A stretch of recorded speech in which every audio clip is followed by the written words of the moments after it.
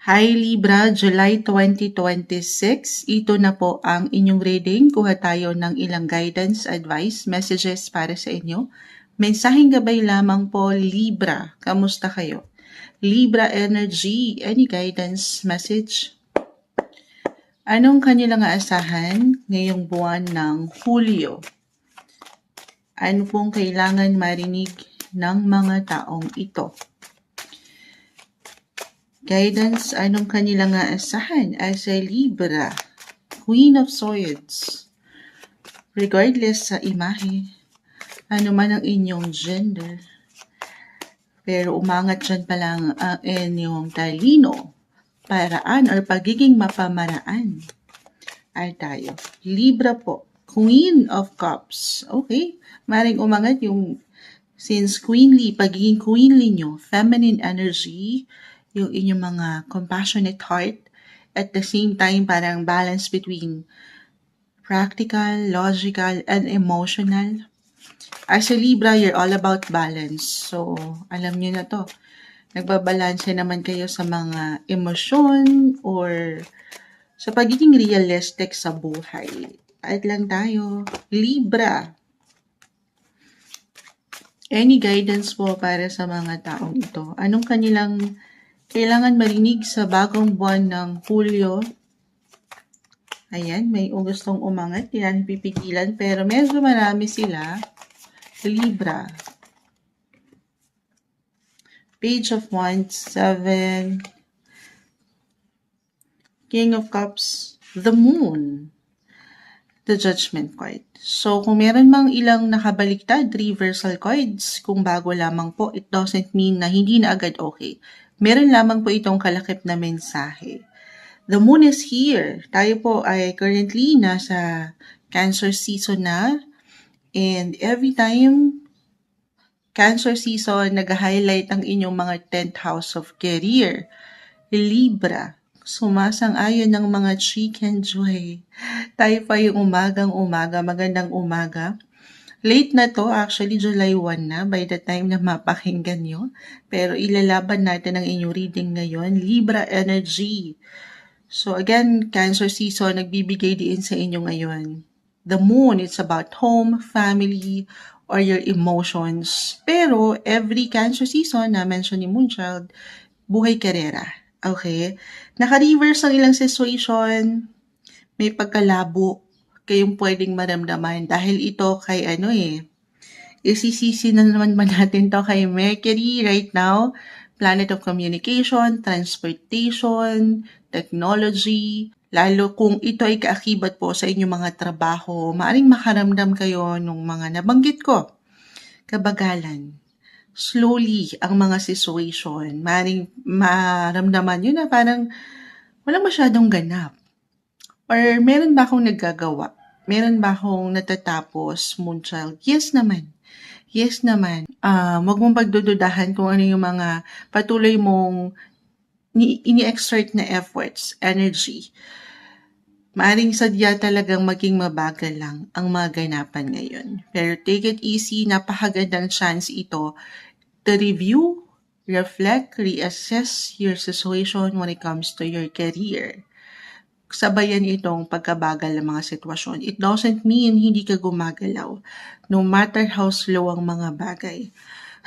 Patawarin po si Moonchild. Pero actually, kung patuloy kayo ngayon, nanlalaban, nagpaplano, take everything one day, one step, one plan at a time. Sabi ko nga yung diskarte, yung paraan nyo, walang imposible. Kala ko walang tulugan. Hindi. Patuloy na nanlalaban naman sa aking nakikita, no? Na malawak ang inyong thinking. Ayan, parang layo-layo ng inyong mga tingin. And I feel na may magandang possibility when it comes to your career ngayon. Kahit pa sa mga pagkakataon na mabagal ang mga sitwasyon. Hindi nyo pa man to ma-realize, pero moving forward po yung energy. At ikaw ay parating kung saan ka talaga nakaalangin. Lalo pa kasi the moon is here, the judgment card. Cancer is about emotion, as I've mentioned, connected din kung ano talaga yung sinasabi ng inyong mga puso. Lalo kung itong trabaho nyo, anumang pinagsisikapan nyo, ay talagang nandyan yung passion, yung affection din. Alam ko, career to, pero love nyo yung ginagawa nyo na parang hindi kayo nagtatrabaho kahit pa hindi umaayon palagi sa kagustuhan nyo yung progreso na gusto nyo makita agad. Pero baliwala yun kasi nga mahal nyo. Nag-i-enjoy kayo. Maybe a sign yun for some of you ha. Sabi ko nga, napakagandang pagkakataon to do some reflection, review kung ano yung tinatakbo ng trabaho. Kasi I feel na may lang delays lang. Huwag kayong mainip ha. Delays na napaka-normal. So kakalmahan ngayon. Umaangat po ang inyong mga imahe sa inyong mga paraan. Yes, other messages, no? Meron ba kayong travel? Hi, Miss Bev, magandang umaga. Tayo po ay live na live. Ilalaban ko lang ang mga Libra kung nandyan ka pa po. Good morning. Ayan, magandang umaga. Balikan kita ha. Dito tayo, sinong mga Libra? Other messages, nakikita kayong indication ng travel for some, pero I feel kasi nga may pagkabagal or parang wala kayong masyadong enerhiya to do action ngayon. Kumbaga, looking forward, maaaring ito ay isa sa nasa plano nyo. Dahil siguro sobrang kailangan mo ng i-priority yung ngayon, work-wise. Magiging practical, sabi ko nga, balance between emotional, practical. Maaaring hindi naman sa babaliwalain nyo yung mga plano na ito or kung ano yung nilook forward nyo sa inyong buhay. Pero kakalmahan, huwag kayong mainip. Ito lang naman yung ngayon. Maybe, yung pinaka-guidance, no, okay lang naman, ipagsantabi na lang muna yung mga nilook forward nyo na goals nyo, yung plans nyo, especially travel plans kung meron man, or kung ano yung nilook forward nyo kayo in the future, yung mga personal yung goals. Guys, meron tayong topic niyan. Si Jupiter, naka-upload na po. Jupiter, the planet of travel. It will enter your 11th house. Ito na, pumasok na sa inyong mga 11th house of hopes, your wishes, your dreams. Hindi nyo na makakamit yung mga pangarap nyo na yan, Libra. Pero unti-unti ito'y nasa proseso. For some of you ha, kung hindi pa masyadong ramdam yung presensya ni Jupiter, papunta kayo dun. Saan? Sa mga minamanifest nyo, sa ilang dreams, goals nyo na gusto nyong marating. Huwag kayong maiinip. Wala namang overnight, andun na. Okay?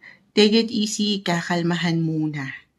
Especially kasi ito papasok tayo, si Venus, the planet of beauty, love, attraction. Marahil kailangan kong ma-mention din yun kasi nakikita kayong emotions dito, your feelings.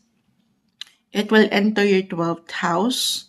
So medyo maaaring mas makaramdam talaga nung pagka-low-key, very private yung energy, tahimik yung ilalaban ng mga bagay-bagay sa inyong mga paraan. I see na may ilang behind the scenes ganapan na ito yung ilang laban nga. Natanging kayo lang ang nakakaalam for some. Or if ever nasa isang relasyon kayo, very private, maaaring may mga healing conversations kayong mabuo or magpaplano kayo together kung ano yung mga gusto nyo pang ma-reach ng tahimik lang. Okay, very low-key na ang ganda. Oo, take it easy. Minsan, kailangan babaan lang din natin yung ating, kumbaga alalayan natin ng ating mga sarili. Do not pressure. Wala tayong kalaban, kundi ang sarili lang din natin sa buhay na to. Focus ka sa mga goals mo. Okay, at wag sa ilang timeline ng ibang tao. Do not compare kung ano yung mga nagagawa mo na. Kasi I feel for some ha, may pagka-stock up yung energy na feeling nyo wala kayong nararating or walang nangyayari sa buhay nyo. Don't rush into anything, Libra. Kakalmahan, be present. Kung nasan kayo ngayon, yun naman ang mahalaga, paangatin yung pagkasapat. Okay, kasi nga, si Mercury talaga to. Sinisisi na naman natin Mercury. May mga kabagalan lang ha. And si Mercury will go on retrograde for the rest of this month, July. So, not the best time para bumuo kayo agad ng major judgment. The judgment card, naka-reverse. Isa lang to, may pagkamalabo. Nagiging malabo ang mga sitwasyon para sa inyo. So, ano kailangan? Reflect. Ayan, reassess, review. Pag nilayan nyo, balikan nyo kung sino kayo from the start, kung sino kayo nung nasisimula pa lang or growing up, na, ay, teka nga, no, parang Marirealize nyo na malayo ka pa, pero malayo ka na rin, Libra. Kumbaga, hindi naging madali ang life, pero patuloy kayong nalalaban. Take it easy, kalmahan. Take everything one day, one step at a time. Or eto, sa mas practical, other messages na mention ko ulit si Mercury, hanggat kaya ha, kasi meron akong, kung aking i-apply work-wise, double, triple check everything this month, mag-back up kayo ng mga files nyo kasi dyan mag-highlight ang mga sitwasyon. Baka meron kayong makaligtaan, makalimutan, at dito may ilang imbalances when it comes to someone na katataas. It could be a mentor, a boss, like yung energy. So, double check ang lahat ha. At alertness, yung awareness, papaangatin, or kung kinakailangan talaga ay magplano para sigurado. Halimbawa sa araw na ito, para wala kayong makalimutan at walang ilang disappointments or tension na maganap, gawin yun. Okay? Back up everything. Kung kinakailangan lang naman at paangatin yung crystal clear. Ayan. Crystal clear intentions pagdating sa inyong mga sitwasyon.